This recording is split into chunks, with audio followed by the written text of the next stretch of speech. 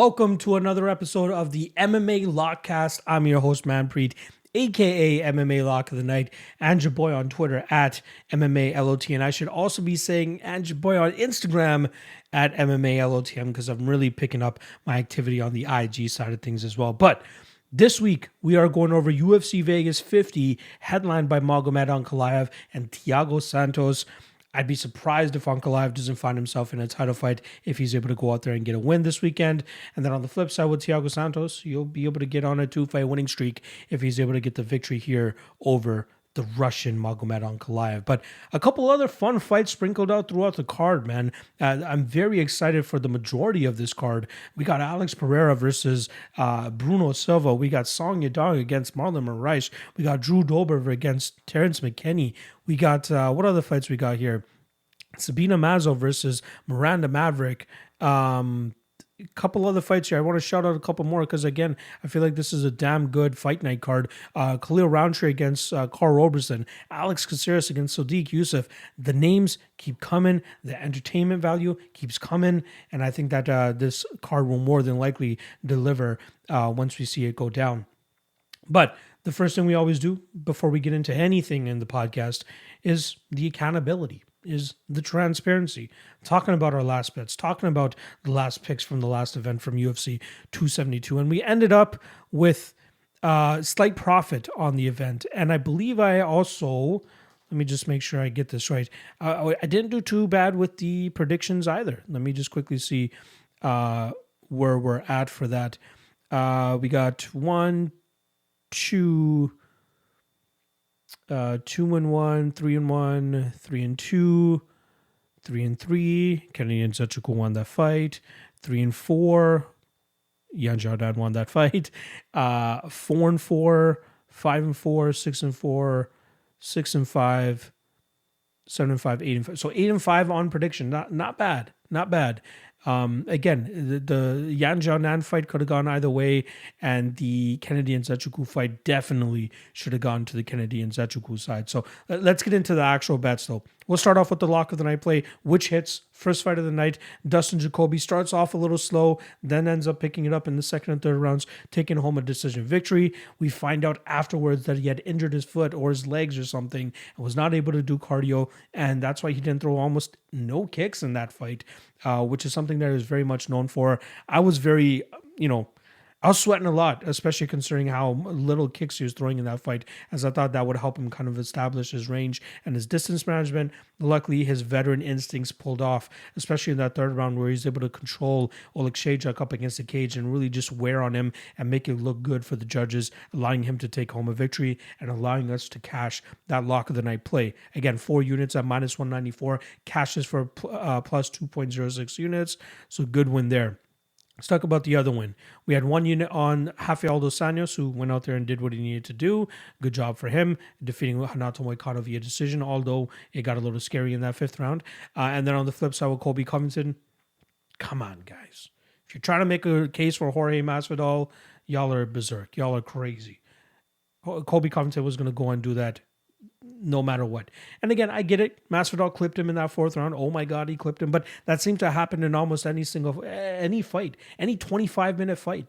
Right? It happened in the Dos Anjos Moicano fight. It happened in Edwards versus Diaz. There's always going to be that one glimmer of hope for the big underdog. But I just think that Covington is too durable to have fallen to something like that. So, glad to cash that parlay. 1 unit at plus 101. That cashes for 101 units. And then we had a couple losses. So, the first one was the dog of the night play. Yan Xiaonan, 1 unit at plus 215. That comes down to a split decision. MMA Decisions has it down the middle. Media scorecards, fan scoring. I think fan scoring actually had it in favor of Yan Xiaonan. But again, split decision, very, very close fight. Happy with the value that I was able to get on Yan Xiaonan at plus 215. And there's a perfect example of when you look at value over who you think is going to win.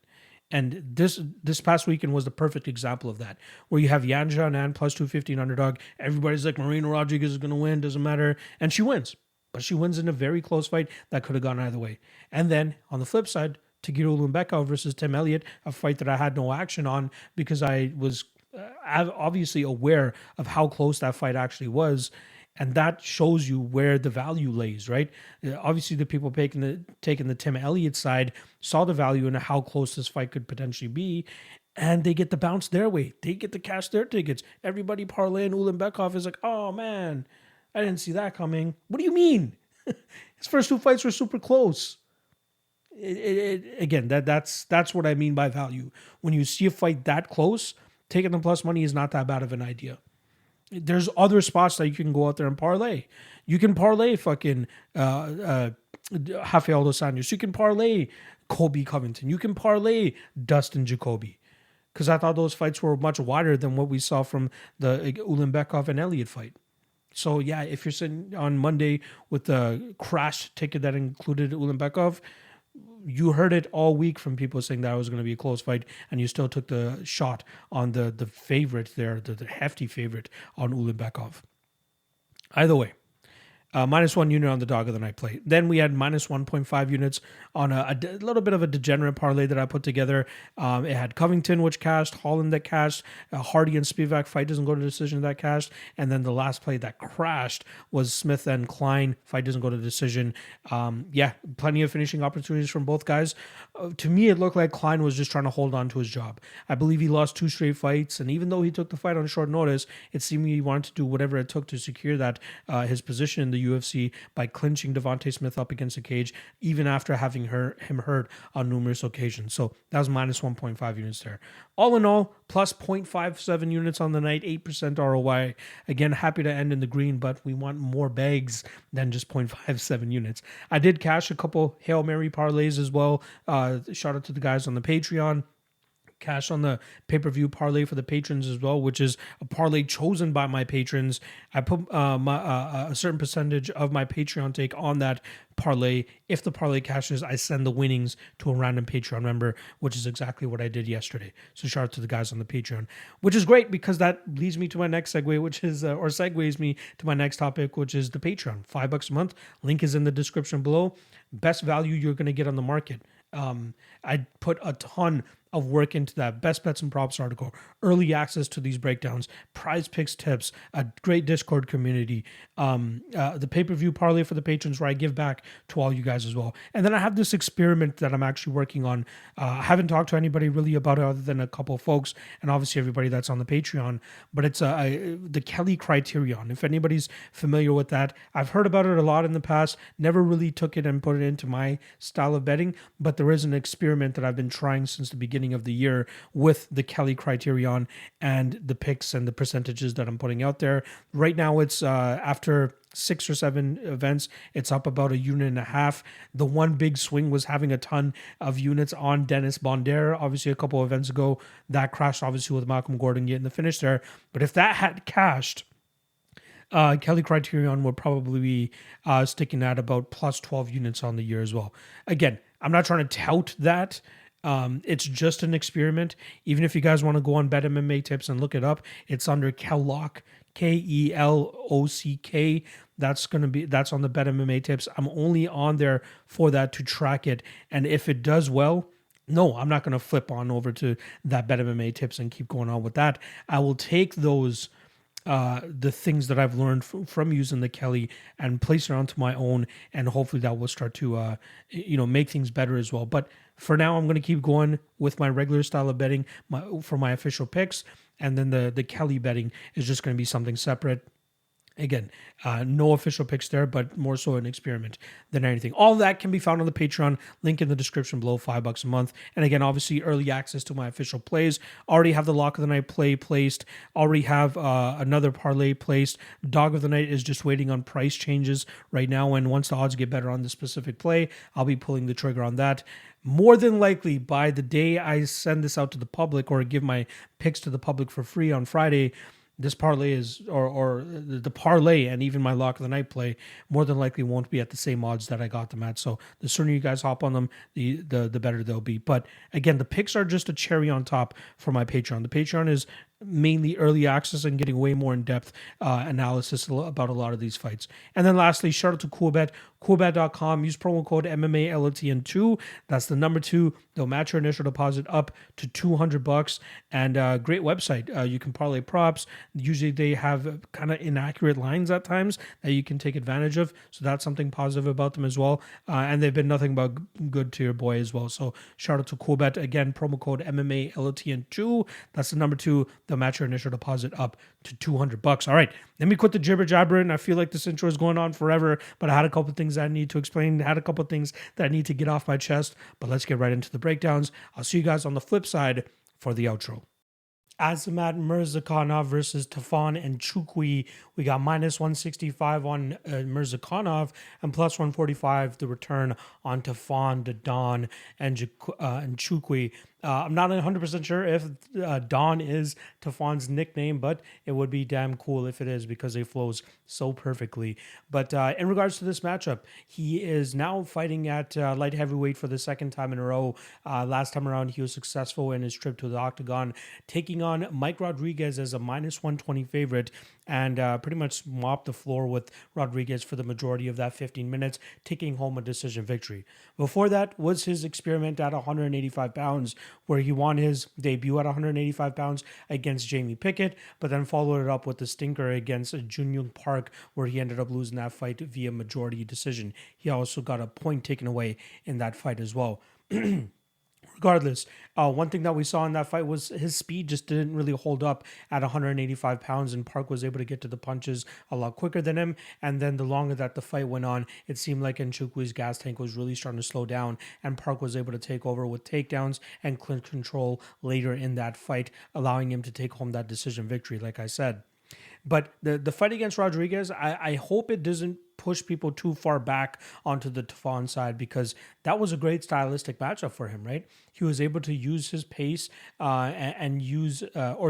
was able to dictate the pace and really put the hurting on Rodriguez. You know, I think he landed upwards of 100 significant strikes. And although that looks good on paper, a lot of it had to do with the fact with Rodriguez just allowing him to fight his fight, fighting at that kickboxing range or getting into the clinch and eventually landing takedowns. Tafon was in control of that fight from minute 1 to minute 15.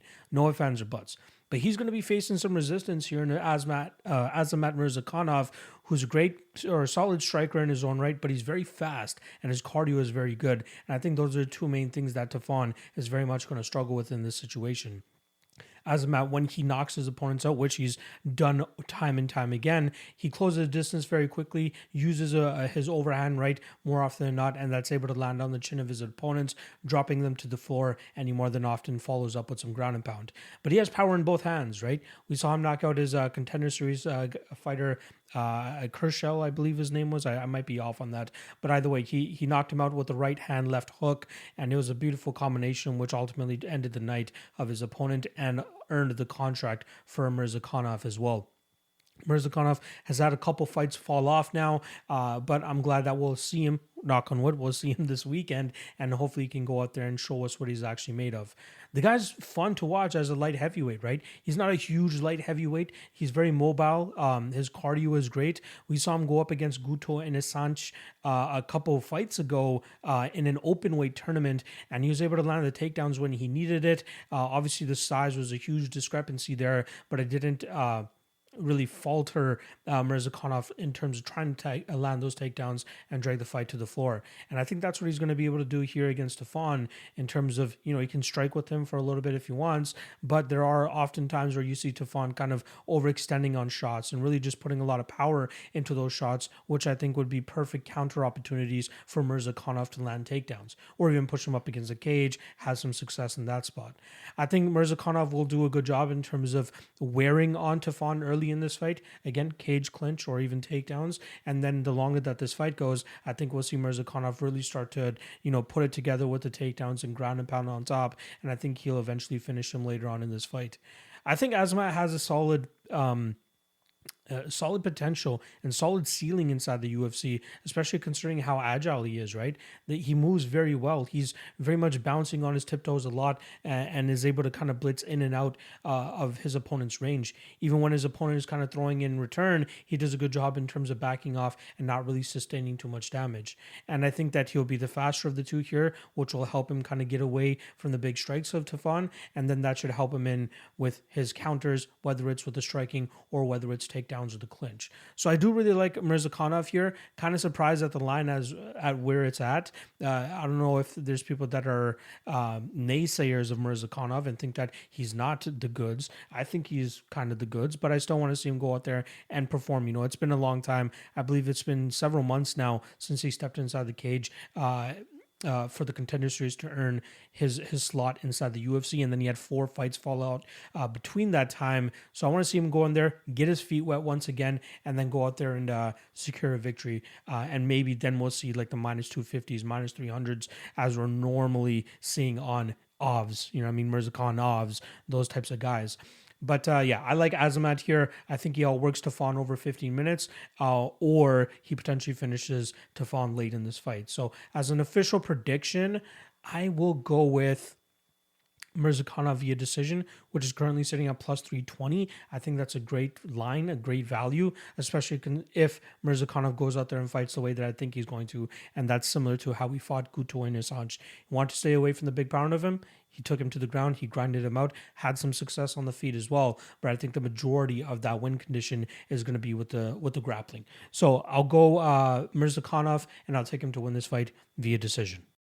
Guido Cannetti versus Chris Moutinho. We got minus 145 on Moutinho and plus 125 the return on Cannetti. Now, I stated this in my best bets and props article. I feel as though that this is the most volatile fight on the card. I could see a knockout for Guido Cannetti, which pays plus 500. I could see a decision for Chris Moutinho, which I believe that pays closer to plus 225. I could see an over 2.5. I can see an under 2.5. Like, there's so many ways that this specific fight can go. But it all depends on the durability of both guys, right? I've seen Chris Moutinho rocked and hurt in numerous occasions, not just his short notice UFC debut against Sean O'Malley, but even on his regional tape against guys like Tony Gravely and Johnny Campbell, I believe his name is, Johnny Campbell, who fights for Bellator right now. And then on the flip side with Cannetti, like you see him get finished by Danat Batgaril a couple fights ago. But before that, the last time he actually had a TKO loss on his record, albeit an exhibition record, was the Ultimate Fighter, I believe it was Latin America, where he got knocked out by Alejandro Perez back in 2014. We're talking about 8 years ago at this point in time. So does Cannetti really have a chin issue, as most people are making it out to believe? Mana Martinez, who's a notorious finisher, was having struggles in terms of getting Cannetti out of there. Did hurt him a couple times, but never was really able to put him away. Will Moutinho be able to do that? Does Moutinho have the power to knock out Cannetti? Who knows? So there's 2 ways that I'd look to play this. You know what? Period. I am not playing this fight. I just can't. There's too much volatility. I still need to see what Moutinho brings to the table against, say what you want about Cannetti. He's probably the best fighter that Moutinho has fought outside of Sean O'Malley, right? Actually, no, sorry, I don't want to say that, because Tony Gravely, very solid fighter in his own right, and Johnny Campbell, a veteran of the game. But again, Cannetti brings like a solid leg kicking game, something that Moutinho struggled against in past fights. Even that fight where he was down in the first round, eventually knocked out his opponent in the second round. Ashik, I believe the kid's name was, that was having success with leg kicks. That's what Cannetti likes to do. And then he likes to throw wide winging hooks. But Moutinho is that guy that throws the shots right down the middle, and he could probably thwart that forward pressure and that forward power from Cannetti by just throwing those shots straight down the middle. Like, it's going to be very easy for him to do that. But like, does either guy go out? I'm not 100% sure. If I'm not mistaken, the over 2.5, it's currently around minus 130, minus 140. So the favorite is for this fight to go to a decision, or at least to go over 2.5 rounds. And that's kind of where I end up leaning as well. I do think Moutinho will put together the better, work or rate of work over the 50 minutes, touching up Cannetti more often than Cannetti will be touching him. But that KO of Cannetti is just speaking to me in the back of my head at plus 500. I think that's a damn good hedge spot if you end up finding yourself on the Moutinho side. But for the love of God, I think this is one of those 1-800-GAMBLER fights that a lot of people like to refer to, right? I don't like to say it too often, but I feel like this is one of those fights. I get it. Cannetti's like 40, 41 years old. You should auto-fade him. But you're also getting a guy in Moutinho who leaves a lot of openings to get connected by a guy like Cannetti. And again, he could have that lead leg chewed up by Cannetti with the constant leg kicking game that we see from him. So a lot of question marks here, a lot of volatility. I want nothing to do with this fight with my money. I'm going to act like it's not even on the card when I'm placing my bets, my Hail Marys, and my degenerate parlays and stuff. I want nothing to do with this fight. But you guys come to me for a prediction. You guys come to me for analysis. I believe it's going to be Moutinho landing the crisper shots down the middle. I don't think he puts out Cannetti. So I do think that we see Moutinho go out there and win this fight via decision. Dalcha Lungiambula versus Cody Brundage. We got -120 on Dalcha and +100 the return on Cody Brundage. Now, it feels like I've been hearing about Cody for so long, right? Obviously, he had the Contender Series fight with William Knight a couple fights back where he ended up losing.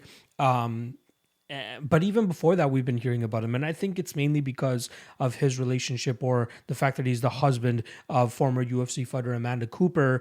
So maybe that's why we're hearing about him a little bit more. But, solid wrestling background, has a decent regional run as well.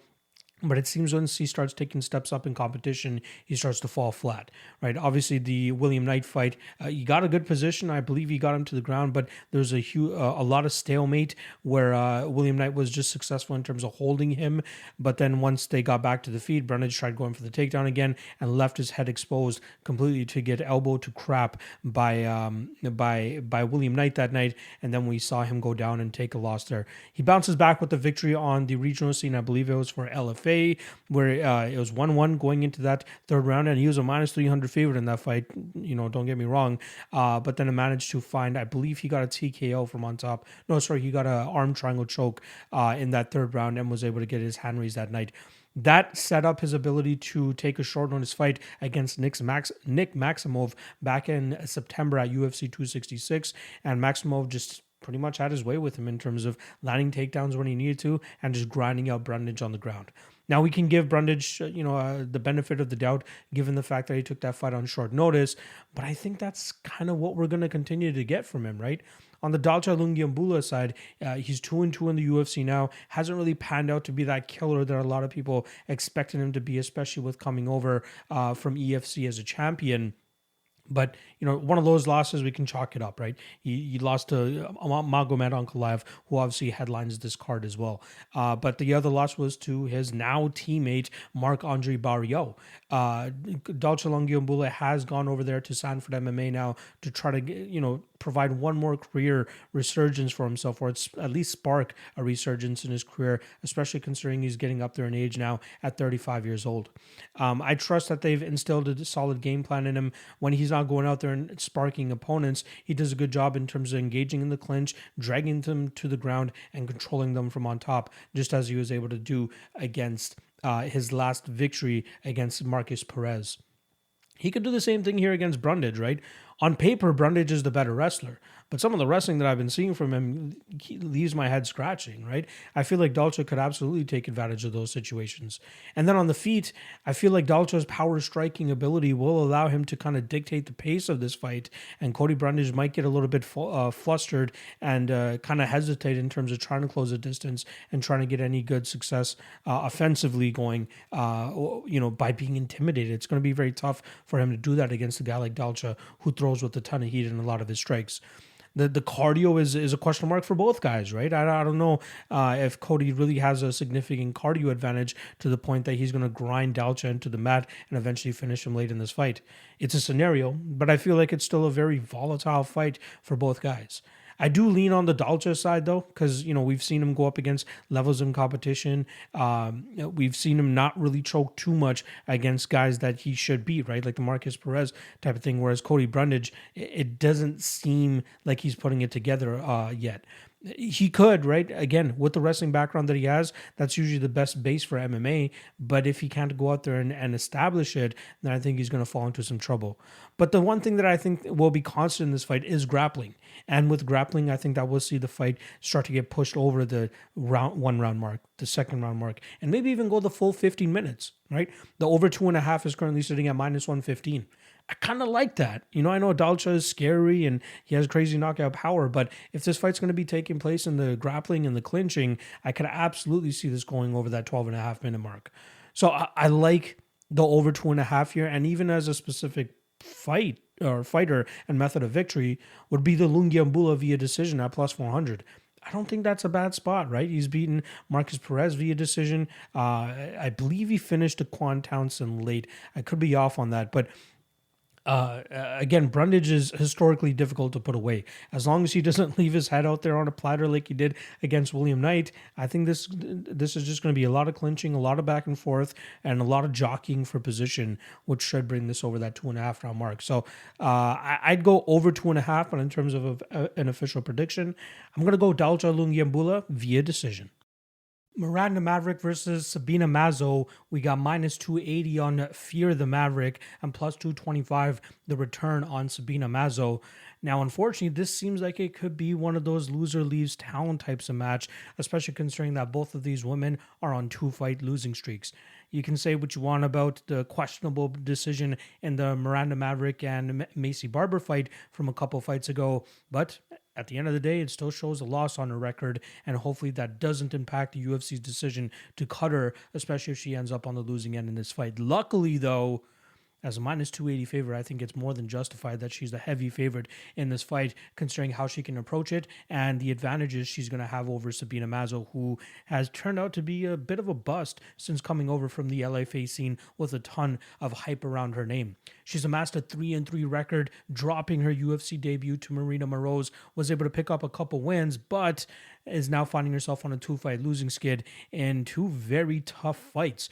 Even the fight before the losing skid against Justine Kish, she was very close to losing that fight. I believe she was like a minute away from losing a decision. Luckily, she lands a beautiful shot to rock Justine Kish, and then she follows up with the submission, ending up getting the W that night. But she was very close to losing that fight. I remember having an underdog ticket on Justine Kish and felt like I just got robbed from there. I had the food, I had the ticket ready to go to cash, but Sabina Mazo takes it away from me. So good win for her there. But luckily I was able to get that back with some underdog money on Alexis Davis next time out, as she taught her an absolute vet lesson that night, taking her down over and over again and eventually taking home a decision victory. In her next fight against Maria Agapova, she really struggled in terms of, she was the one in terms of moving forward and putting the pressure on Agapova, but Agapova did a really good job in terms of staying on her back foot and letting her strikes go and really landing on Sabina Mazo more often than not.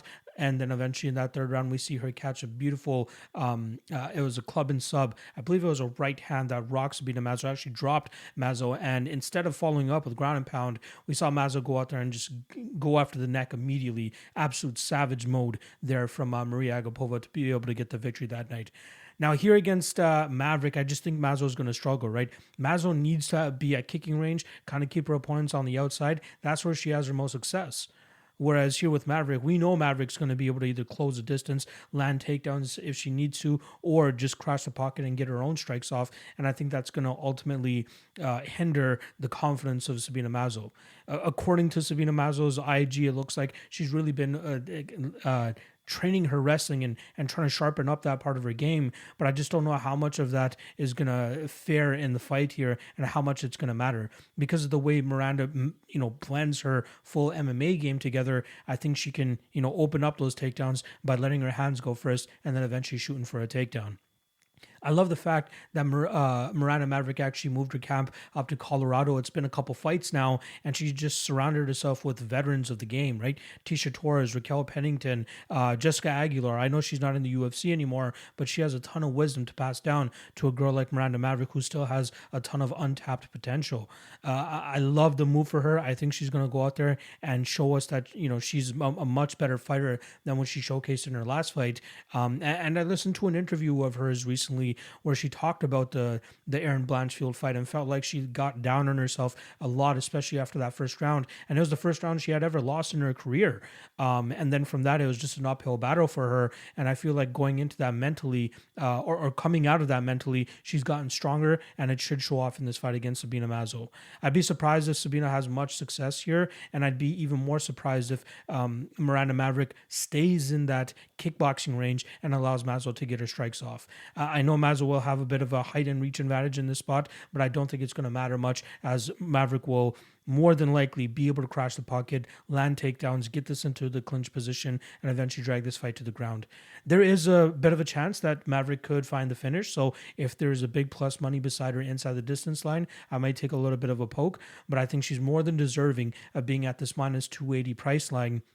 And, luckily there's a decent amount of other fights on this card where you can parlay her with. And especially if you don't like playing minus 280 straight up, there's a ton of other parlayable pieces on this card that you can pair her with. But I like Maverick a lot in this spot. I think she cruises. And don't be surprised if you see her a part of my lock of the night play, whether it's a straight play, whether it's a prop, or even whether it's a parlay. But I do like Maverick a lot in this spot, and I think she cruises pretty easily. So let's go. I'm going to go Miranda Maverick, second or third round. Let's call it third round TKO. I'm going to plant my flag there. I'm going to say she wins this fight inside the distance, and I'm going to say via TKO, via ground and pound. Damon Jackson versus Kamuela Kirk. We got a pick'em fight here, minus 110 on both sides, but the line movement on this fight has been interesting since the opener. Kamuela Kirk actually opened up as a plus 125 underdog, got bet all the way to a minus 155 favorite, and now action coming back in on Damon Jackson brings this fight, or the line, back down to a minus 110. Fun fight here, right? I've always been big on Kamuela Kirk. After thinking that I had bet on him in his debut as a plus 2 underdog, I was mistaken. I actually predicted him to win, but never ended up pulling the trigger. I liked what I saw from him in the regional scene, right? Solid striking, slick striking, BJJ black belt. I thought that was enough for him to go out there and deal with the guy in Amir Khani, who looks kind of flustered when he can't get his game going. But that fight was a lot closer than I remembered, from memory. I thought Kirk actually just went in there and mopped the floor with Makwan, but that was a close fight. Makwan landed some takedowns, had some good top pressure, had some good top control, and if Damon Jackson finds himself in those situations, I think he can control those positions a lot better than what Amir Khani was doing that night. Again, on the feet, Damon Jackson doesn't have much to offer other than maybe a couple punches or with the kick. A lot of kicking, actually. But it's mainly to kind of push his opponent behind the warning track, and then from there he likes to go and grab takedowns, drag the fight to the ground. His cardio is pretty good as well, and I think that's something that he has over a Makwan Amir Khani, who was not able to sustain a grapple-heavy approach for 15 minutes, effectively at least. But he did still land a takedown in that third round, which I found very interesting. I do think that Damon Jackson will have more success doing so. I think Damon will be, his nickname, he'll be the leech here by dragging Kamuela Kirk to the ground and then either grabbing his back, having some top time, and having some success. Now, the first round against Charles Rosa last time around for Damon Jackson was a little bit sketchy, right? He struggled to get him down early in that fight, but as the fights start to wear on, that's where we saw him start to get the takedowns and start to get that control time against Charles Rosa, even after Rosa opened him up with a beautiful spinning back elbow before he got taken down. That blood was leaking everywhere. Probably one of the nastier cuts I've seen in terms of the amount of blood that came out of it. But Damon Jackson, the always veteran, always tough to put away. He didn't lose a step after getting cut. He managed to maintain that top position and really grind on Charles Rosa. And I think he could do that here against Kamuela Kirk as well. Again, I'm a big Kirk fan. He has ties to a lot of guys I'm close with down there at Siege MMA, but I think he's going to struggle with the offensive wrestling and offensive grappling that Damon Jackson is just going to keep on him.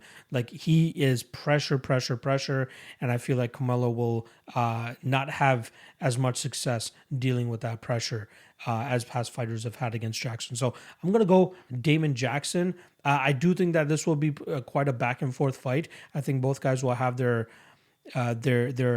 moments and their success, but I do think it's going to be Jackson that always ends up getting the better of the position. And I see this going the full 15 minutes. I see Jackson kind of controlling him for the majority of this fight and winning it via decision. So that is actually sitting at plus 205 for Jackson to win via decision. And that's exactly what my official prediction is going to be. Damon Jackson via decision. Trevin Jones versus Javid Basharat. We got minus 145 on the Contender Series alum Basharat and plus 125 the return on Starboy, 5-star, I believe his nickname is. Trevin 5-star Jones, I believe his nickname is. He's coming in at plus 125. Now, when I originally saw the odds for this fight, I thought there was some recency bias on it, right? From the Trevin Jones side, obviously he gets choked out by a short notice Saeed Yokub Kakaramanov back in August. And since then hasn't had any fights. So, there's that last image that we have of Jones getting choked out in that fight. Whereas Basharat, on the other hand, had that fight on the Contender Series late last year, and he was able to just absolutely butcher his 16-0 opponent, Oren Cowlon, beating him up from minute 1 to minute 14, where he eventually got that guillotine choke finish. But when you're just scanning Basharat's record, even if you just wiki cap this fight, you see like a lot of finishes on his record, and by many different forms as well, right? He has KOs, he has dart strokes, he has rear naked chokes, he has guillotine chokes. Like, the guy has a tremendous skill set in terms of being able to finish his opponents. And, there might be a little bit of fade on the Contender Series thing, Contender Series fighters, just because, they might have that recency bias on them. But I feel as though that this is a great matchup for Basharat, honestly. Jones, he will look to come out to grapple and try to get this fight to the ground. But I was quite impressed with Basharat's takedown defense from what I've seen on tape. And not to mention, not just his takedowns, but his abilities to scramble, get out of submissions, or even lock submissions up of his own. Jones may land a couple takedowns here, but I think he's going to struggle in terms of holding Basharat down.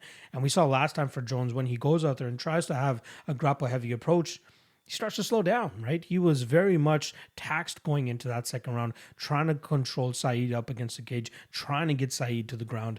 And again, he paid for it by draining his gas tank a lot more than he should have. I think he's going to have to shoot for the takedowns here, because I think that Basharat is a slightly slicker striker in this fight.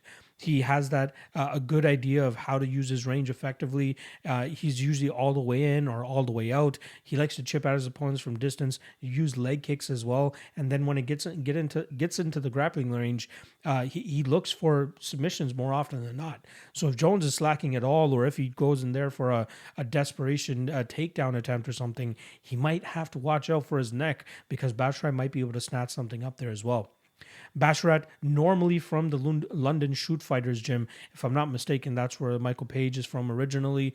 But after he won his Contender Series fight late last year, he actually ended up staying in Las Vegas, right? He has a very close relationship with Amir Albazi, who's also from that gym. I believe Albazi is out here still as well.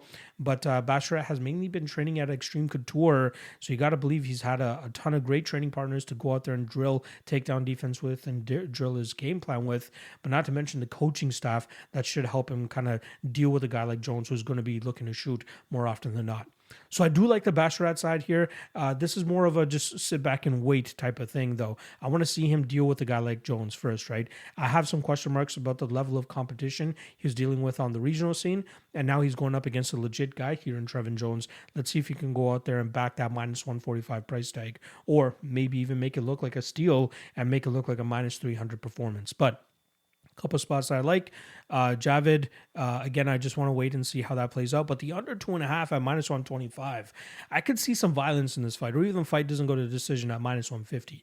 I could see some violence in this fight. I could see Javid forcing bad offense from Jones just off of just touching him up from the outside and having success with the takedown defense. And that could open up, wild exchanges between the two guys, or a possible desperation takedown attempt from Jones where he gets caught in some sort of choke or a submission of some sort. So I like the Basharat side here. There's a couple guys that I respect that are on the Jones side. I completely get it. I completely understand it. But I feel like this Basharat kid is for real. I think he'll eventually crack that top 20-ish. Is he a top 15 guy? Not 100% sure. But I feel like he has the potential to be that guy if he can continue to go out there and showcase his skill set as he has over his last 11 wins that he's gotten. So official prediction, I'm going to go Javid Basharat, and I'll call it second round TKO or submission.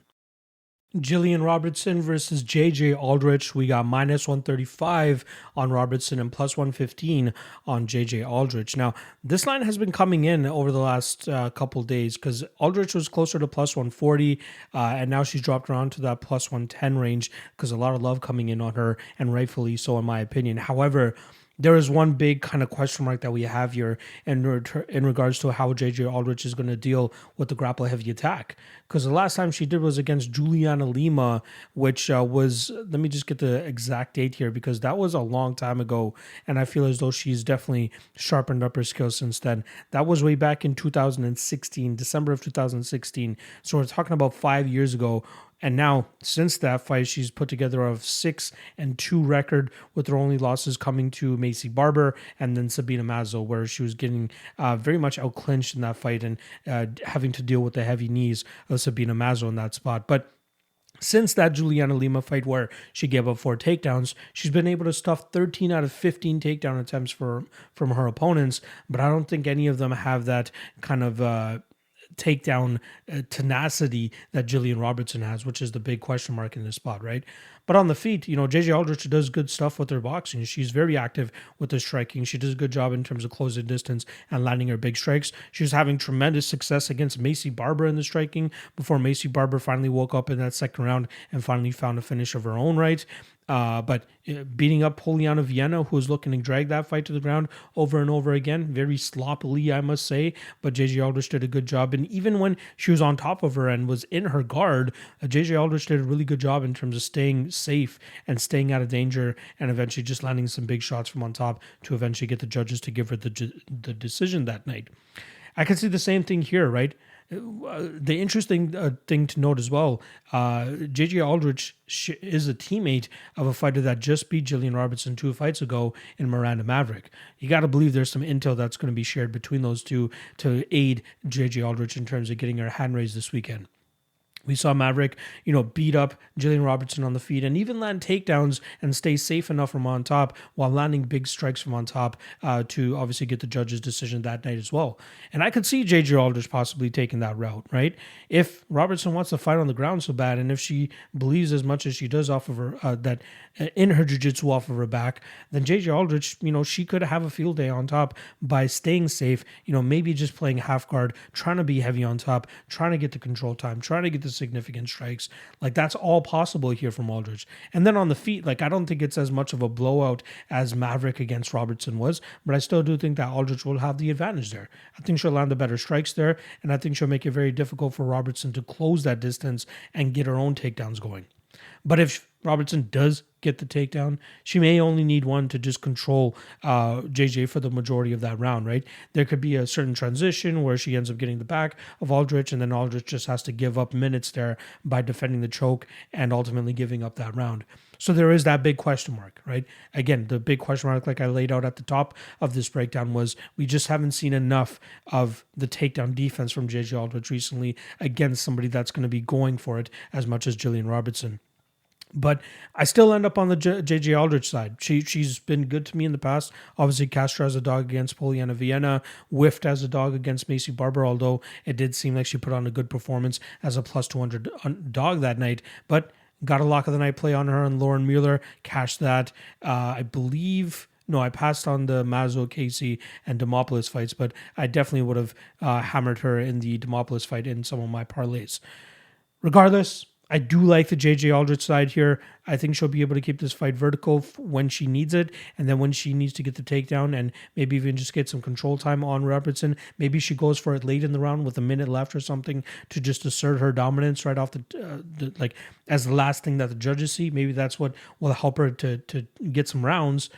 And I trust her fight IQ and her ability to go out there and provide a solid game plan and execute a solid game plan against a girl in Jillian Robertson, who's just, again, if she doesn't get the fights to the ground, how does she really find success? She's a great jiu-jitsu wizard, don't get me wrong. She's nasty on the ground. She's always submission over position, like she liked to say back in the day. But I think she's going to struggle here in a veteran and JJ Aldrich, who's really rounding out her game now. And at 30 years old, I think we're going to start to see the best version of JJ Aldrich we've ever seen.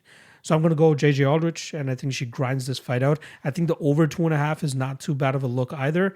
I believe that's currently sitting around Last time I saw it was around minus 120. Yeah, minus 125 for the over 2.5. I expect this to be a back and forth fight with both girls having success, but more so on the Aldrich side. And I don't think she has crazy knockout power either that she's going to be able to put Robertson out. So minus 125 on the over 2.5. Not too bad for a women's MMA fight. And again, I've always been that guy that's on the Jillian Robertson unders just because of the way that she fights. But I think that Aldrich will stay safe enough that she won't get submitted or TKO'd by anything. So official pick, JJ Aldrich, and I'm going to take her to win this fight via decision. Matthew Semelsberger versus AJ Fletcher. We got minus 225 on Semelsberger and plus 185 the return on the Contender Series alum AJ Fletcher. Now, the interesting thing about this fight is the line movement, right? We saw Matthew Semelsberger close to minus 250 for the majority of the week, and then that money started coming in on AJ Fletcher once people started doing the homework. There's not too much out there in terms of AJ Fletcher's professional tape. I believe there's only 3 fights available from what I was able to find for the tape index. And then obviously his last amateur fight, which I think is a good indication of how solid his gas tank is and how solid his ability to land takedowns and knowing when to go for takedowns is. Because I think that's going to be very important in this fight against Semelsberger. I went back and listened to my breakdown of Semelsberger versus Witt, which was completely off, like way off. But the one thing that I remember kind of saying in that fight or in that breakdown was that Semelsberger usually struggles with guys that try to take a grapple heavy approach. We've seen him struggle with guys in the past, trying to get off of his back or even trying to stop takedowns. And, that's where you see that he's more so of a striker than anything. Yeah, he has a jiu-jitsu background, and I believe he's a purple belt or a black belt, a purple belt or a brown belt at this point in time. But it still seems like he struggles to get off of his back at times. Maybe a little bit too content with playing off his back. And I feel like a guy in AJ Fletcher who will be at a massive height and reach disadvantage will do a really good job in terms of closing the distance with his power strikes or closing his distance, changing levels and landing those takedowns. Because if he's able to get those takedowns, I think he can do a good job in terms of controlling Semelsberger on the ground and just eating up minutes off the clock. Semelsberger is a sniper, though, from the outside with his strikes, right? We obviously saw it in his 2 out of his 3 UFC wins. Actually, I guess we can throw the Carlton minus fight into there as well. But he's best when he's able to strike and people give him the range to strike. Jason Witt, blindly throwing leg kicks and ultimately pays for it by getting knocked out. And then Martin Sano doesn't even get anything off. And we see Semelsberger just absolutely nuke him in that fight. But the Carlton Minus fight is one where he stayed on his bicycle and was able to outstrike Carlton Minus, who just really didn't have much to offer in return. Here against Fletcher, though, that is one of my main concerns with Fletcher being at an 8-inch reach disadvantage and a 3-inch height disadvantage. Will Semelsberger be able to snipe him from the outside? But from what I've seen, Fletcher more often than not is a smaller guy in the cage, but he does a good job in terms of landing takedowns and closing the distance and landing his big winging shots like he does from the outside. And he holds a ton of power, so I'm not counting out the possibility that he knocks out Semelsberger. But I do think that this is going to be a grapple-heavy fight in favor of the underdog. I think Fletcher grounds him out time and time again, works to keep him there, doesn't do enough to actually find the finish. I think Semelsberger will do a good enough job with his submission defense. But if the number is crazy, I wouldn't mind taking a little bit of a shot on the submission prop. But the one that I do like is the Fletcher via decision at plus 600.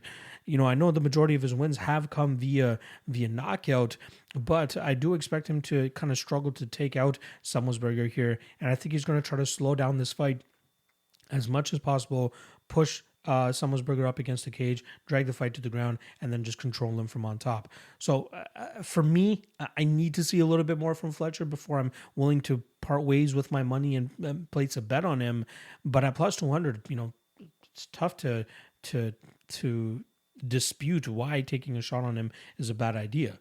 So I'm still trying to figure out whether I'm going to take the shot. I might be missing the line now. I know it's coming down to about plus 185, but I think he's a damn good underdog in this spot, and I'm not 100% sure why Semelsberger was the automatic chalk favorite.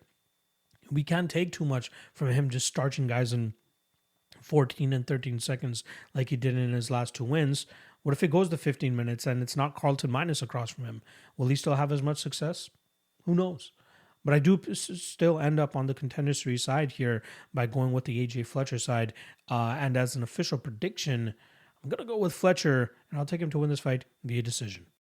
Alex Pereira versus Bruno Silva. We got minus 170 on Pereira and plus 150 the return on Bruno Silva. Now, this line kind of is a solid example of what hype tax does, right? You got Alex Pereira minus 170, and all he really did in his last fight was get held up against the cage against a guy in Andreas Mihalaitis who was sent out there as pretty much a sacrificial lamb in Alex Pereira's UFC debut, and he was successful in doing that in the first 5 minutes. And then in the second round, we saw why he was lined up for him, because Alex Pereira was able to land that beautiful flying knee. But if he didn't, how would the rest of that round go, or how would the rest of that fight have gone? With that said, though, Mihalaitis seemed like he was visibly taxed by trying to hold Pereira in that position, and maybe it was a part of the game plan from Pereira in terms of taking the Homer Simpson approach, waiting till his opponent gassed out, and then unleash that flying knee. But one thing that Bruno Silva has shown throughout his career is that this guy can go as long as you need him to, and more than likely you'll still be able to find the knockout. Like the Andrew Sanchez fight, gets grinded on for 2.5 rounds and eventually finds that finish in the third round. Even going back to his M1 days, he was a big underdog in a lot of these fights against these Russians, like legitimate Russians too, and he still goes out there, survives the early onslaught with the grappling and the clinching, and still goes out there and knocks these guys out. But something of note, after the Andrew Sanchez fight, you see Silva actually being awarded his black belt in jiu-jitsu, and I think that's something that he might have to look to use here against Alex Pereira. I'd be mystified if Bruno Silva goes out there and tries to go strike for strike against a guy in Alex Pereira who has devastating knockout power. Sure, Silva has his own knockout power, and I'm hoping that he doesn't go out there and tries to show off that he has some big balls by trying to go out there and strike with a guy like Pereira, because this is mixed martial arts at the end of the day. This is not a straight kickboxing match. This is an MMA match. So I don't think the gap is as wide between Pereira and Silva in terms of the striking, especially in an MMA setting, because you have the threat of the takedown, because you have the threat of the clinch, because you have the threat of the jiu-jitsu, right? And I think that Silva will work to kind of have a game plan where he does initiate with the clinch, where he does initiate with the takedowns, and try to grind on Pereira from on top, maybe even finding a finish from on top once this fight gets later into the rounds, maybe into the third round or something like that. But I think this should be, closer to a pick'em, or even Silva as a favorite, considering he has so much more MMA experience against decent or solid competition, right? Alex Pereira got fed a cupcake in his UFC debut and still kind of struggled in that until, of course, he landed that flying knee. So I do like Bruno Silva in this fight. I do think that we'll see him try to engage in the clinch and try to go for takedowns and really try to grind on Pereira, and maybe let his striking go a little bit later in this fight, or try to drown Pereira on the ground, eventually finishing him on the ground as well. So I know a lot of people are going to be running to the bookie to bet the fight doesn't go to decision in this fight. I'd hold off on that. I expect it to be chalky as hell, right? Both guys are potent finishers, but we've come to know time and time again. Most recently, we had Joaquin Buckley and Abdul Razak Al Hassan go the full 15 minutes when people didn't expect that to go there. And I was the one guy with the tinfoil hat conspiracy that we'd actually see go the full 15 minutes. Well, I'm busting out the tinfoil hat for this one too. I think it could go the full 15 minutes, and it might be due to Bruno Silva going out there and trying to drag it into the grappling realm, where he'll likely have more success than the guy who's coming in with the kickboxing background. Now, don't get me wrong. Sure, Pereira is working his grappling and his clinching and his takedown defense and all that stuff, working with Glover Teixeira. But how much of that can you truly rub off on a guy who's been kickboxing for the majority of his career? That's where I don't understand this minus 170 line on Alex Pereira. If this fight were to have gone the full 15 minutes, I feel much safer with the Bruno Silva ticket, because if Alex Pereira doesn't get the knockout, to me that leads me to believe that Bruno Silva is having success with, one, his own striking, and two, getting this into the grappling realm. So I'm sure they'll hang a Silva via decision line at some crazy odds. I might have to take a little bit of a poke on that, but I would not be doing my job if I didn't take the plus 150 that's currently hanging on Bruno Silva. So official pick here, and more than likely official dog of the night play, unless something else comes up. As of this recording, I've only gone through 5 fights. If something else comes out, there's 9 more fights for me to get through. I want to get through those before I make the play here on Bruno Silva. But even if I do find another underdog that I like, I will more than likely be taking a shot here on Bruno Silva. So I'm going to be the tinfoil hat guy here. I'm going to say Bruno Silva, and I think he wins this fight via decision. Drew Dober versus Terrence McKinney.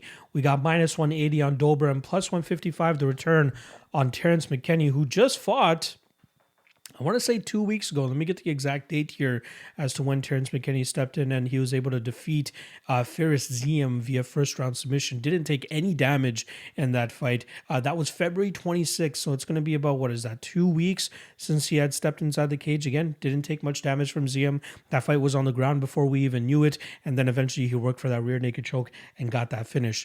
That is now 11 out of 12 victories that have occurred in the first round for Terrence McKinney. The guy's a finisher. He has big power in his hands. He has big power in his kicks. And obviously, he has a mean submission game and takedown game as well. And I think that he could do that here against Drew Dober as well. Drew Dober has given up 11 takedowns in his last 3 fights. And not even to guys that are, highly acclaimed grapplers or wrestlers. So I feel like McKinney will have some success in terms of getting him to the ground. But if he's not able to finish him in that first round, I do think that Dober is a potent enough finisher that he could put together some strikes and good combinations to eventually get Terrence McKinney out of there in the second or third round. I'm not sold on McKinney's cardio, and I think especially if he's going to go out there and try to wrestle heavily, I think he's going to struggle with his cardio the longer that this fight goes, and I think he'll struggle in terms of getting Drew Dober to the ground. And then if this fight's on the feet, I think Dober kind of has his way with him and eventually finds that knockout blow. Dober, a very solid fighter, right? He had a little bit of a career resurgence, but since then, he's riding now a 2-fight losing streak. We got to cut him some slack for the Islam Makhachev fight, the Brad Riddell fight. Close, but again, that's a fight where he gave up, I believe, 3 or 5 takedowns. Not a good look. And now he's going up against Terrence McKinney, trying to maybe save his job. I'm not sure if he has a good enough relationship with the UFC where they'll want to keep him even on a 3-fight skid. But I like violence in this fight. I like the fight doesn't go to decision. I think one of these guys is going to find the finish at a certain point, right? Either it's early with Terrence McKinney round 1, which currently sits at... It's always nice money on McKinney round 1. And again, I'm very much hating myself for not making it an official play last time. But McKinney round 1 currently sits at plus 450. And then obviously after that, it's got to be Drew Dober. Even Drew Dober round 3 at plus 1,000. I think that's a damn good spot as well. I do like the McKinney side here. I do think he gets it done early. But again, like I said, the majority of my money is going to be on the violent side here. I did have some reservations, especially with the way that Klein and Devontae Smith went last week. But I feel like this has all the makings of a fight doesn't go to decision spot. Again, with the McKinney side, pretty much all of his fights finishing inside the distance, even his losses. And then on the Drew Dober side, a good chunk of his fights are via finish as well. And I feel like he'll take advantage of the cardio advantage he's more than likely going to have in this fight against Terrence McKinney. But I still end up on the McKinney side. Again, a lot of people are not fans of taking a guy that's usually first round or bust, but I feel like McKinney has so much to offer, especially with his grappling and his jiu-jitsu, that he just gets guys into very sticky situations. And then from there, he's able to get his either submission game going or ground and pound game going. So I'm going to go Terrence McKinney, and I think he pulls off another first round submission. Khalil Rountree versus Carl Roberson.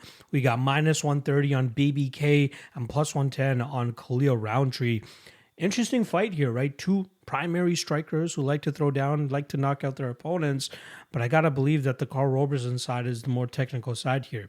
Khalil Rountree has obviously added great facets to his game, especially with his Muay Thai. And we obviously saw that on full display when he was able to dispatch of Eric Anders the way that he did. But since then, kind of been falling flat on his face in terms of the performances that he's been having. Obviously, last time around, we saw him go out there and finish Bukauskas with a nasty teep to the knee. I'm not 100% sure what you would even call it, but absolutely butchered the knee of Bukauskas there and was able to get the win there pretty much at the halfway point of that fight. Before that, he gets outkicked and outworked by Marcin Prachnio at UFC 257, and then before that, got absolutely destroyed by Iwan Kutelaba. So outside of the Modestas Bukauskas fight, it's been very difficult for Khalil to find as much success as he did in the Eric Anders fight. And I think that's because guys are, Iwan Kutelaba takes the fight to the ground almost immediately. And Prachnio did a good job in terms of maintaining that distance and using his kicking game way more effectively than what Khalil was able to do that night. Khalil likes to come out like a firecracker, though, right? He clips Modestas early and really puts the scare in Bukauskas in that fight, and we see Khalil really just take over that fight from there, right? We do see him start to slow down a little bit, and that's where I think a guy like Baby K could take advantage of Khalil.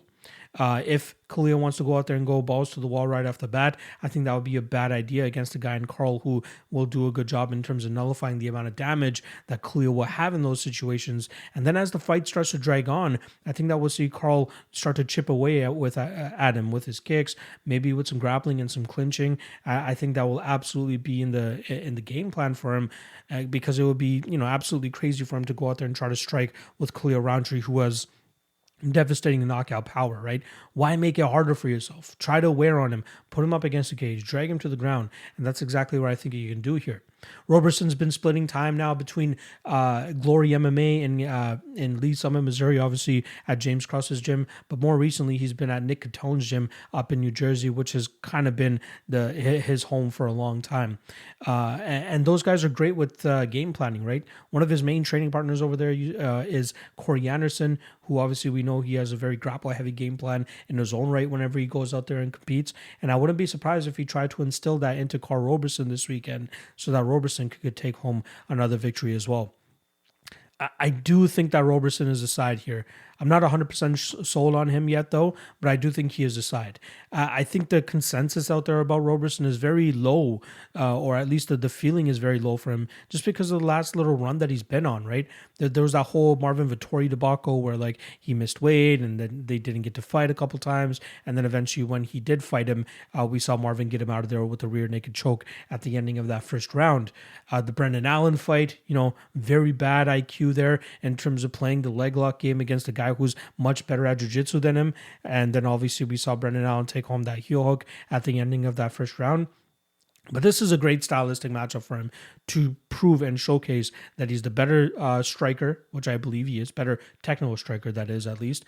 And then the better overall mixed martial artist in terms of being able to drag the fight to the ground when he needs to get it there. And I think he'll be able to do that in this spot. So I do like Carl Roberson. A couple spots that actually intrigue me is his decision line, which I believe is currently sitting around plus 300. But even his submission line, because I want to be mad at, or even surprised to see him fish for submissions, right? He submitted Roman Kopylov, who, is 0-2 in the UFC right now, but showcased solid abilities, takedown defense, all of that stuff in his fight against Albert Duraev back in October. So I do like Roberson here. I think he has a sneaky submission game that I can pull off on Khalil here, but I think the safer spot would be Roberson via decision. But even Roberson moneyline around minus 125, minus 130, maybe see some buyback on Khalil as the week goes on, just because of the public perception of Carl is so low. But yeah, I think Carl is the side here, and I'll take him to win this fight via decision. Super Sodiq Yusuff going up against Alex Bruce Leroy Caceres. We got minus 235 on Sodiq Yusuff and plus 190 the return on Alex Caceres. Now, this is the first fight back for Sodiq Yusuff since April of last year, where he picked up his first ever loss in the UFC, second overall, against Arnold Allen in a very competitive very competitive striking and chess match, right? There wasn't a whole lot of action, but when there was action, it was pretty significant, especially for the Arnold Allen side. It seemed like a methodical chess match from either side, where both guys were trying to, look for that opening, try to counter effectively, try to land the biggest strike. And luckily for Arnold Allen, he was the one that was actually able to do more than Sodiq Yusuff that night. Props to anybody that tailed the Arnold Allen bet on my end, as I did take the shot on him that night. But this is a different matchup, right? This is closer to the Andre Fili matchup for Sodiq Yusuff, if anything. We saw him in the first round of that Fili fight land some great strikes, land big, heavy strikes, really assert his dominance in that round. Then in the second round, he catches or checks a kick from Andre Fili and then follows him to the ground and grinds him out for, the remainder of that round. We didn't see anything significant there, but we did see him have positional dominance, land some good shots from on top, and that was obviously enough for him to get the 2-1 scorecard. But the third round was the one that's a little bit of a red flag for me, right? It seemed like he had a lot of, he left a lot of his gas tank in that second round by grappling heavily with Fili that time. And again, it wasn't like there were crazy scrambles or anything like that. It was just, trying to maintain the position. And that seemed to suck a lot out of Yusuff, because in the third round, all he was doing is throwing big power shots, telegraphing all those shots that Fili was able to evade, and then obviously land his own counter strikes, and he clearly won that third round. Sodiq Yusuff, not a guy that's known to have cardio issues, right? But more often than not, you see him go out there and strike with his opponents. Not often is he forced to grapple. When he is, it's normally defensively. It's digging the underhooks, it's stuffing takedowns or getting back to his feet, and he's able to do it quickly and not have to expend a lot of energy, which is why he can go out there and continue doing what he does with the striking, and that's throwing power combinations and really putting the hurting on his opponent. That's what he did in the first round against Andre Fili, right? We see him knock out Gabriel Benitez. We see him have a very solid performance against Shaman Moraes, pretty much beating him to the punch, outstriking him, outlanding him, hurting him a bunch of times. That's the quintessential Sodiq Yusuff performance. Now here going up against Bruce Leroy, who's on a 5-fight winning streak, and if I'm not mistaken, it's the best winning streak that he's had in the UFC. But he started off his career 9-10 after coming off The Ultimate Fighter. That was The Ultimate Fighter with George St. Pierre and Josh Koscheck way back in the day. If I'm not mistaken, that was season 11 of The Ultimate Fighter. And he amassed a 9-10 record. But now he's on a 5-fight winning streak, maybe against questionable competition, right? Steven Peterson, Chase Hooper, Kevin Kroom. He was a big dog to Sung-Woo Choi, which was a very solid win, but that fight was not going well for him. He was getting countered effectively there by Choi. Choi almost finished him in that fight. And then in the second round, somehow, some way, Alex Caceres jumps on the back of Choi and then eventually finds that rear naked choke. I'd be surprised if he's able to do something similar to Yusuff, though. The one thing that we saw him countered effectively with by Choi was anytime Caceres threw that leg kick, we saw Choi land a beautiful straight down the middle, and I could see that absolutely happening here with Sodiq Yusuff as well. I don't think he's going to give him much room to breathe. I think Yusuff is going to march him down, stalk him, and land those big shots, and I think eventually he's going to land a beautiful counter to put Alex Caceres' lights out. The last time we saw Alex Caceres knocked out was over 7 years ago when he got knocked out by Francisco Rivera. Shout out to Francisco Rivera, a dog in the game. If you guys haven't watched any of his fights, go back and watch his fight with John Lineker. Absolute barn burner of a fight that only lasted one round. But getting back to this matchup, since that Francisco Rivera fight, though, I don't think we've seen Caceres have to deal with a power puncher to the level of Sodiq Yusuff, which is why I do think that we'll see Yusuff eventually land that big bomb and get Alex Caceres out of there. So it was a great run for Caceres, right? I cashed a solid ticket, underdog ticket on him against Chase Hooper. I gave a little bit of that money back when I took a poke on Kevin Kroom, which I obviously highly regret at this point in time. But I think we get that money back if we want to go out there and parlay Sodiq Yusuff. I don't think it's a bad shot. If that KO line is at plus money, I'll likely take an official poke on that as well. But I do like Sodiq Yusuff to come back and bounce back from his first UFC loss. I think he knocks out Alex Caceres. Let's call it first round. Song Yadong versus Marlon Moraes. We got minus 260 on Song and plus 210 the return on Marlon Moraes. Now, Moraes trying to change things up, trying to find the secret ingredient, whatever's missing from him, especially over the last couple of fights, which have been pretty tumultuous. So he decided to move out to Tiger Muay Thai in Thailand and try to just reinvigorate his mind, his body, his skills. I just don't know if that's enough for him or if they're giving out free lungs out there, because that's what it seems like he's been needing over the last couple fights. Now, I'll give him a pass in the Merab Dvalishvili fight. Of course, you're going to gas when you go all out, especially after hurting Merab the way that he did. And, there is an argument that if it was another referee, we could possibly see Moraes actually get his hand raised that night via first round knockout. But he let his gas tank go, he gassed out, and then eventually he got knocked out in the second round by Merab Dvalishvili, or ground and pounded, I should say. Fight before that, decides to go on a grapple-heavy approach against Rob Font, and that seemed to gas him out in its own right, allowing Rob Font to get back to his feet eventually. You see visibly that Marlon Moraes is just flustered with the fact that he just couldn't hold him down. His gas tank looked like it was diminishing a lot, and Rob Font eventually landed a beautiful shot to hurt Moraes, followed up with some big ground and pound, and got him out of there as well. But, it wasn't that long ago that Marlon Moraes had a solid performance against Jose Aldo over 15 minutes. what does it come down to then, right? Was it the poor game plan execution from him in the Rob Font fight, choosing to grapple and exert more of his energy that night? Was it the going balls to the wall against Merab Dvalishvili? Again, I'm going to chalk that up to, if any fighter was in that position, even Paul Felder saying it during the commentary, he goes, if I had my fighter or opponent on skates like that early in a fight, I'm going balls to the wall too. So there are things that, Moraes probably could have done differently outside of that Merab Dvalishvili fight. But this stylistic matchup is just not a good one for him, right? The reason I think we saw the Jose Aldo fight go the full 15 minutes is that, one, Jose Aldo probably doesn't trust his durability to the most extent, which is why that was more of a tactical fight, right? They're going out there and throwing combinations at each other. There weren't any big exchanges in that fight. They were just trying to fight a clean fight. And also the chin, the durability issues, and wanting to risk it. I don't think that Aldo was willing to risk it. Song Yadong, on the other hand, this guy throws with heat. This guy throws caution to the wind. This guy trusts his durability. He trusts his cardio. And I think that's going to be enough for him to kind of march down Marlon Moraes after the first round here and then eventually put him away later in this fight. I think it will be competitive early. I think Song needs to respect him early. Marlon Moraes can still crack, as we obviously saw in that Merab Dvalishvili fight. But I think Song will take that shit on the chin. I think he'll be able to endure it. And I think he'll be able to start marching down Marlon the longer that this fight goes. If he doesn't, then I can see it playing out as a 15-minute fight. But more often than not, in fights, we see Song go out there and march his opponents down and eventually find that knockout. I would say this. I know the Casey Kenny fight doesn't have much bearing on how this fight goes, unless, of course, Marlon Moraes goes out there and tries to grapple Song here. I think that would be a very bad choice for him. But I was very impressed with the work that we saw Song put in that fight.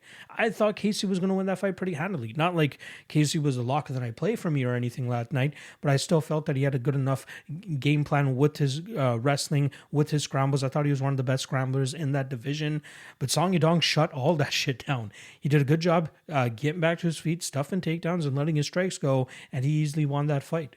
So the defense, the grappling defense that he showed in that fight against Casey Kenny gives me the confidence that if Marlon Moraes decides to take that approach here, I don't think that Marlon Moraes will be successful with that. I think Marlon needs to find a knockout early in this fight, and that's tough to do against a guy in Song Yadong who, has taken so many shots on the chin and continues to chug forward. I'd be surprised if Moraes is going to be the one to put him out here. So I like Song Yadong here, and I do think that Song probably ends his night in the second or third round. So official prediction, let's go Song Yadong via KO in round 3.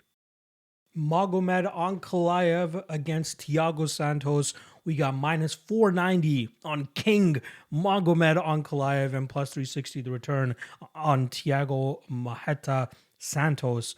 Now, I know King is not the nickname for Magomed Ankalaev, but that is what I think of this guy. I think he is probably the best light heavyweight on planet Earth right now, and I think it's just a matter of time before he captures that gold.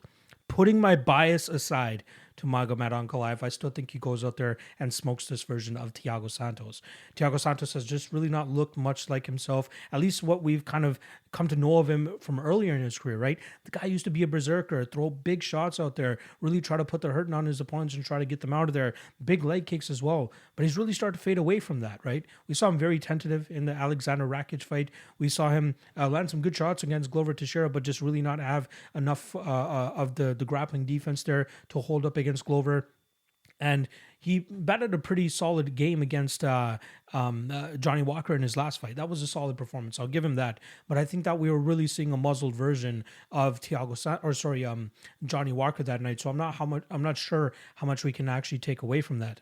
But just turned 38, I believe, a couple months. 38, 2 months ago. We're on the flip side with Ankalaev. You got him around 29 years old, just entering his prime.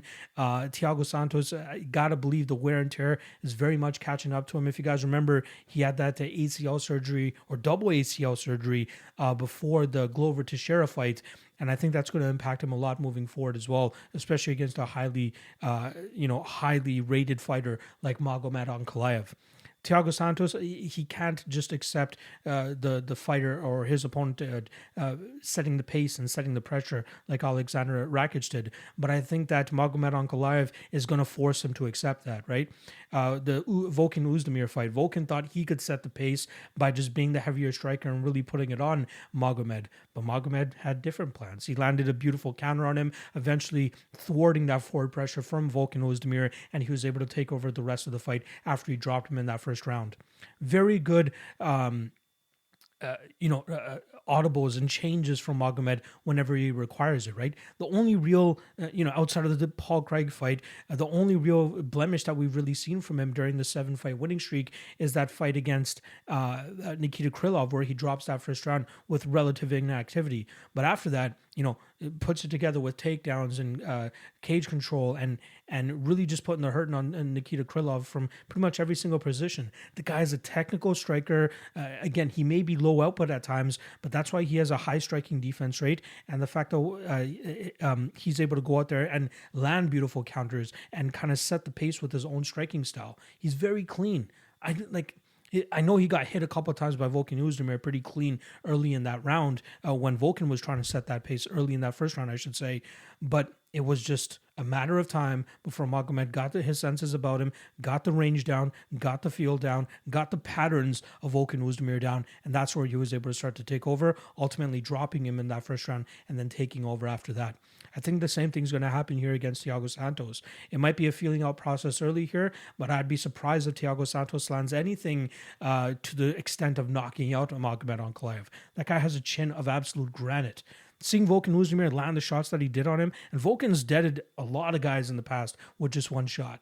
Seeing Ankalaev take those shots and still chug forward and still have as much success as he did in that fight gives me uber confidence that he should go out there and just mop the floor with Thiago Santos. So the big question is, okay, he's obviously minus 490, right? I'm okay with people parlaying him at that spot because I think he's that much of a lock to win this fight. Honestly, I really think he's a solid fighter. He is the uncrowned champ at this point in time. Again, I'm trying to keep my bias away from this, but I really think he's one of the best guys in the division, if not the best.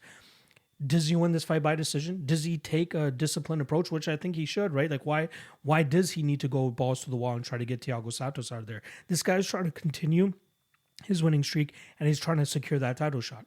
So I think the best way to play it, if you guys have access to some of those odds where you can pick round 4, round 5 decision, that might be the best way to play this, right? Because I might be sprinkling the round 4. I might be sprinkling the round 5, but I ultimately think he gets his hand raised via decision. Just fighting a clean fight. Thiago Santos has had cardio issues in the past, but it seems like it's something that he's very much shored up. And given how Ankalaev fights so disciplined, doesn't fight a high volume fight, I'm expecting this to kind of be a methodical chess match over 25 minutes, but more so a one-sided chess match where Thiago Santos has all pawns and one king, and Ankalaev has all queens, where he's just going to wipe the board and then eventually get to that king, but it might be at after a 25-minute period. So I love Ankalaev in this spot. Obviously, minus 490. I'm not any genius or sharp here by saying he's the bet in this fight. But in terms of a prop, round 4 or 5 decision, if you have access to those props, I think that's a great one. But specifically the decision, I think that's how he ends up getting it done here. I'm hoping KO so that he can open up some eyes and really demand a title shot after that. But how can you dismiss this guy after the run that he's been on right now, knocking out some of the guys that he's knocked out, and now obviously dethroning a guy like Santos, who's so high up there in the rankings. So I like Magomed Ankalaev here. In terms of an official prediction, I'll go via decision. And that's a wrap on the breakdowns. Hope you guys enjoyed the episode. If you haven't already, make sure you guys hit that like, hit that subscribe. And if you want to show your boy a little extra love, link to the Patreon is in the description below. $5 a month. Not too much for us for the amount of information and analysis and work you guys are getting on the Patreon. I promise it's the most you're going to get. Also, one thing I want to say, shout out to a couple of my Patreons who are apparently on other Patrons too, saying that I probably put in the most amount of work in regards to the analysis I'd like to give for every single fight, from a prize picks perspective, from betting perspective, from props perspective, everything. I guess they like what they're getting. $5 a month, link in the description below. And then obviously Coolbet. Make sure you guys check out Coolbet. Use promo code MMALOTN2 and they'll match your initial deposit up to $200. All right, that's a wrap on the breakdown or the episode. We have a ton of great content coming to you throughout the week. Thursday, propping you up noon Eastern with my guy MMA Fox. John, Friday, Ultimate Weigh-In Show. Don't want to announce the guest just yet, but I will later on this week. I haven't seen him anywhere in terms of being on anybody else's podcast, but this one dude is very, very sharp, and I'm sure you guys are going to want to hear from him. And then lastly, Fight Day live chat, 1 p.m. Eastern on Saturday. A ton of great content coming your way this week. Make sure you guys stay tuned. All right, good luck on your bets, and I'll see you guys throughout the week.